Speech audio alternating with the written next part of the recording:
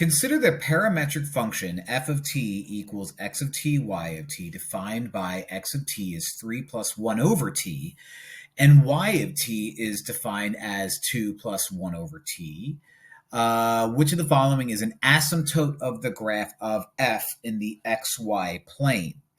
Well, the way it works is in the xy plane, an asymptote occurs when the function x of t approaches a constant value as the limit approaches infinity. So if I were to take the limit as t approaches infinity of x of t, not y of t, x of t, of 3 plus 1 over t, basically what's going to happen is you know this from the very beginning of Unit 1.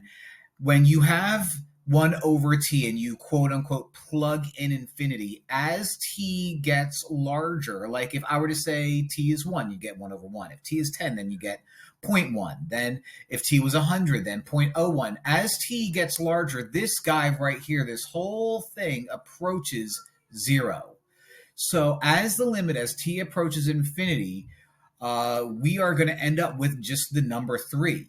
So x is going to equal 3 is going to give us that asymptote that we need.